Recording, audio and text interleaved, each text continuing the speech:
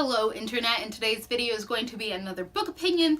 This time is going to be a little different because I'm going to be reviewing a whole trilogy within this one opinion. So this is probably going to sound a little bit ambiguous, more on my feelings than any specifics, because I really don't want to spoil too much about this because there's really not a lot to go off of. And I'm talking about the Binti novella trilogy by Nnedi Okorafor. So first, I want to just show you what this looks like. I know that one of the things I like to do when buying books is kind of like stock out booktube videos just to see if I can kind of gauge what the book looks like in physical copy, so that I can kind of know what I'm getting into. So the first book, Binti, is about this big. Second book, which is Binti Home, is about this big. And then the last book, which is Binti the Night Masquerade, is a little bit bigger. So all along, it slowly progresses bigger. Each book is around 100 pages. I think this last book is like 200 pages. Just this binding makes it really, really small. They're really small novellas. So like 100 pages, 150 pages, 200 pages. So each time it gets 50 pages longer. So just in case you didn't know this was a novella trilogy, you didn't know how small these novellas are compared to some others, because some novellas look a little bit bigger, right? But these ones are pretty tiny.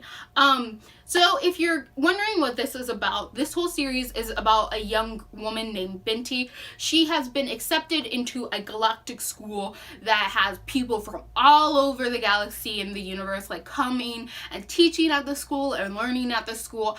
And she is one of the first people in her tribe to get accepted to go, right?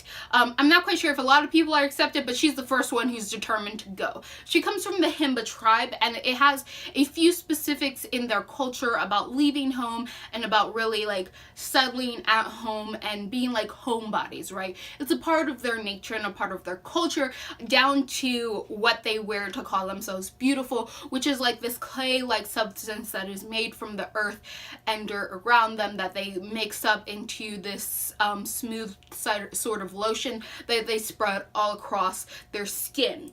So she has decided to kind of go against some of her Himba traditions because she really, really wants to attend this school. She is a mathematician, and in this, math kind of equates a sort of mystical ability as well.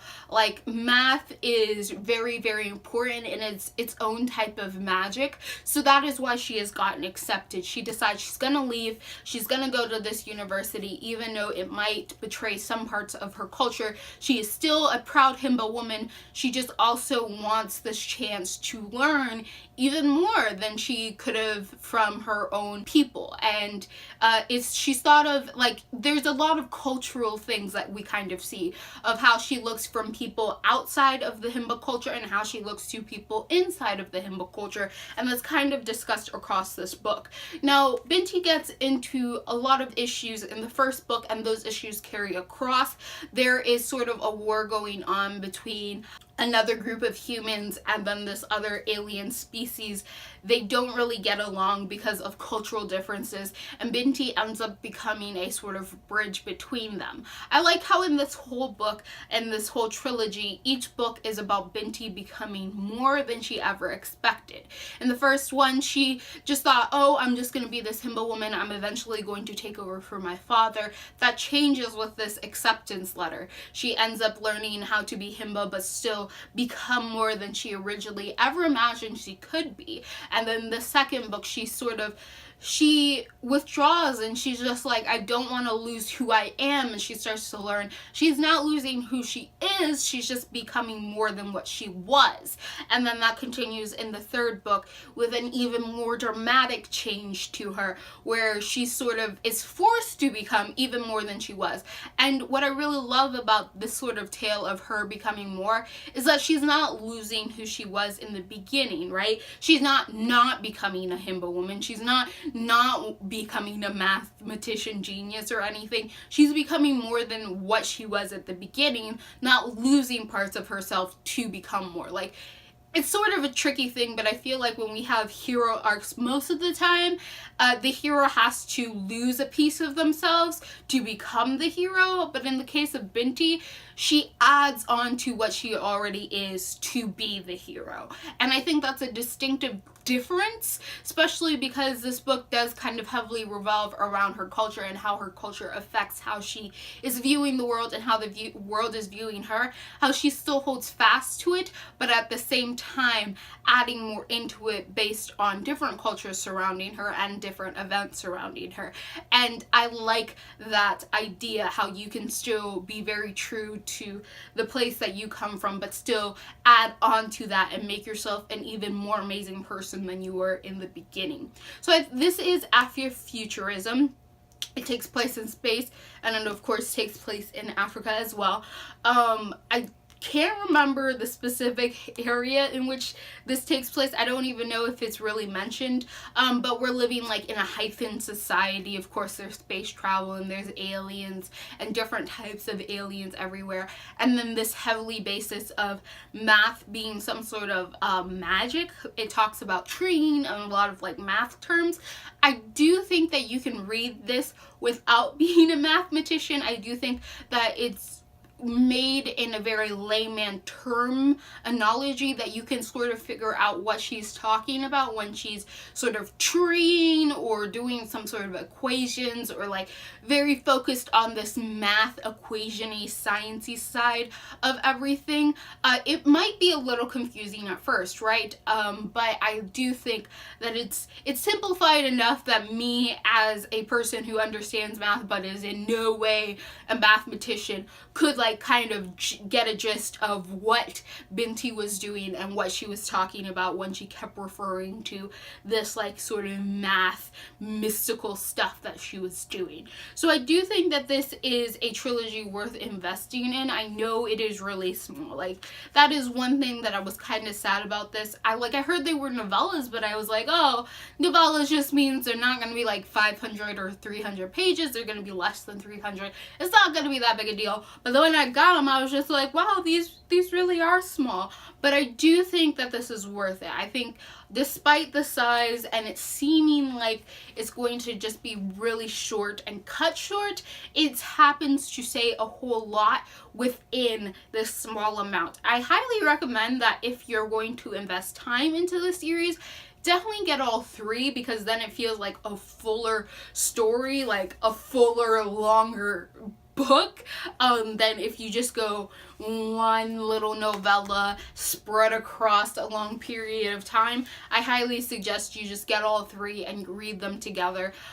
They're not that long to read. They're very, very interesting. Another thing that I'd like to point out is like I really like how Nnedi Okorafor brings this Himba culture into it, because I did not know that much about Himba culture. I had seen it before, but I really didn't know a lot about it in general. But I know a lot of people who read the Binti series and then went to go watch Black Panther, they mentioned that there are people, Himba people portrayed in that movie, and they could identify and pick out these Himba people and be like, I recognize that. I know like why your actions are the way they are. And so this is a good book that sort of adds in culture that you might not be familiar with, but not making the whole story about the culture, which I think is very clever. This is definitely Afrofuturism. It is about this girl and her learning about different aliens and her place in the world. But it also has this added benefit of bringing in this girl's culture and sort of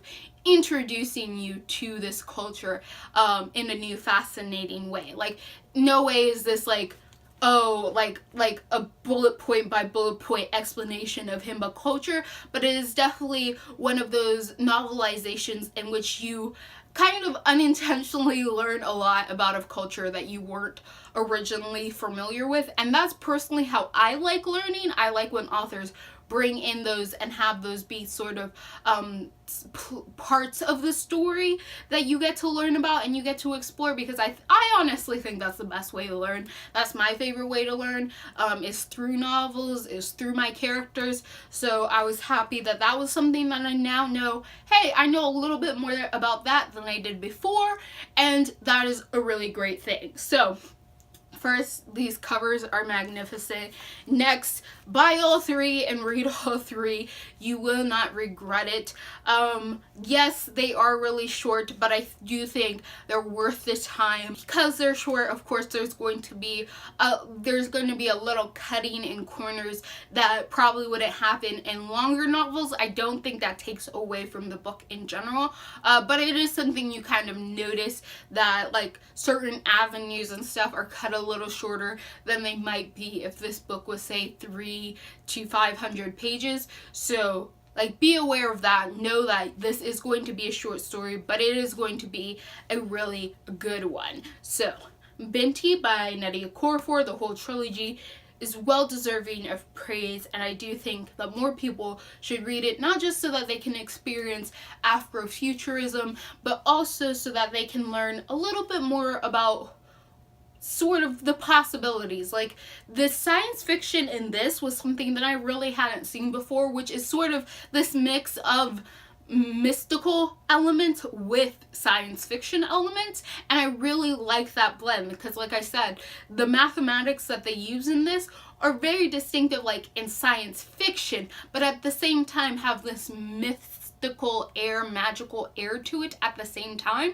So it ended up being a very intriguing way to approach science fiction that I traditionally do not see in science fiction, by adding this mystical element to it as well. So I do think that this version of Afrofuturism, this idea of science fiction, is something that I would like to see a lot more of. Go read it, go buy it, attempt it, because I think you'll end up really liking it at the end of the day. I think it's really, really good. And if you're interested in science fiction, but you're not quite sure, like, where do I start? I don't want to get into anything too long. I would suggest maybe start with like this first book. It's not really long, obviously. It explains itself pretty well, and I think it's a good starting point.